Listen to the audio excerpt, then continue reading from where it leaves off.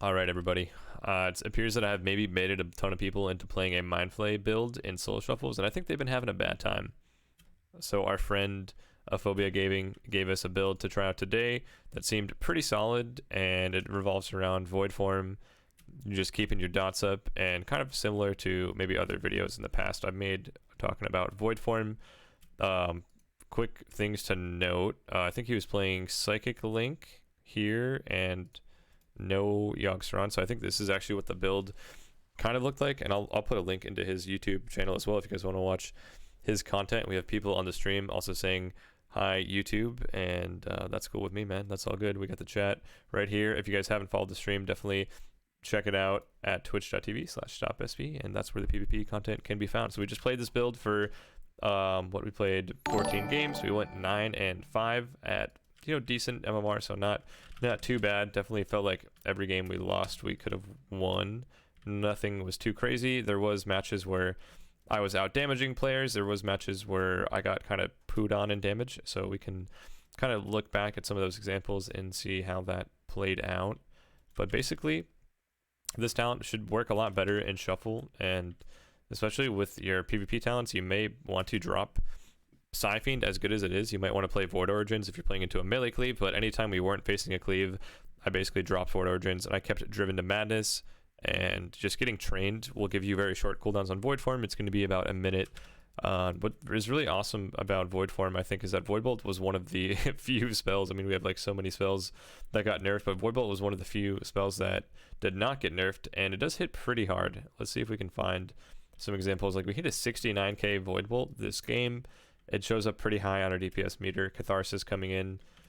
There's an argument that maybe Psychic Link isn't the best talent to take, but eventually Void Bolt is going to synergize very well with Psychic Link. So we'll like that in the future. I think that's coming in the next patch, so maybe stay tuned for like another month or a couple of weeks, and that talent will kind of be even better. It'll gain a lot of value.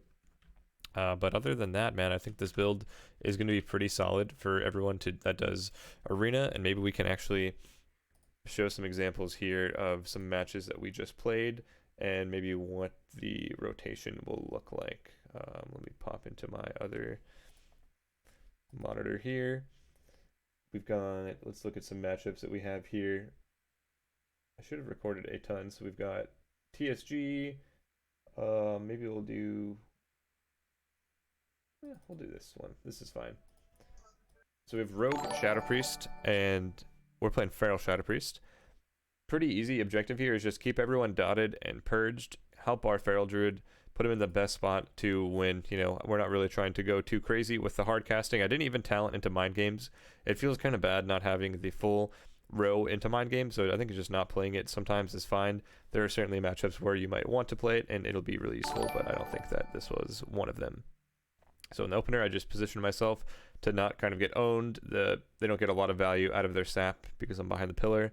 Use my first 3 globals to dot everybody up. So I Damnation the Priest, dot the Evoker, shot across the Rogue. This is a game where I'm not playing the instant Void Erupt, so while the Rogue is stunned, I just get a Void Erupt off. Going to kill the Psyfiend. Hopefully, it looks like I'm just a noob and I'm ignoring the Psyfiend. I think that's okay. My Druid's lining it, no problem. Pressing a lot of instant casts, so Devouring Plague, Void Bolt. Drop my Psyfiend, shield it, shoot out another Void Bolt, reapply my dots while everyone's out of range. And you do get the Mind Spike procs, which is nice. And honestly, the proc rate didn't feel too bad. Like, I feel like there's plenty of times where, like right now, I've got 2 Mind Spike procs. I just used 2 earlier. And we're doing decent DPS, just kind of walking around, not casting much. Trying to purge a lot as well. Purging is super good into Evokers. And we're actually facing a Shadow Priest Dippy, very good Shadow Priest. Check his YouTube and Twitch out as well. Try to link that. And I don't think he's playing the Void Form build in this match. And we can kind of see that the damage is pretty equal. Like, I'm doing maybe a little bit more, but for the most part, I think this is going to do more damage the longer the game goes on. Like, once that second Void Form comes around, and I'm not getting trained, so Driven actually doesn't have a ton of value here. But you can just see just a lot of buttons to press. Always feels engaging to press your Mind Spike procs. It didn't get nerfed too badly. I feel like it was still kind of chunking people today. So maybe that Dark Ascension build is still viable. You could probably play the same talents that you played 2 days ago, and they would probably still work out in Solo Shuffle. But if you're looking for something to play that does not include Mind Flaying and getting trained by melee, this might be an ideal setup. And we'll jump into some other melee cleave games as well. But we'll yeah, we kind of get the gist of this game. Just kept our dots up, void bolted off cooldown, and that was basically our DPS rotation using our insanity. So that was all good. Let's check out maybe a melee cleave game. Bum, bum, bum, bum, bum. This one is Evoker DHDK. DHDK was like our worst nightmare, I would say.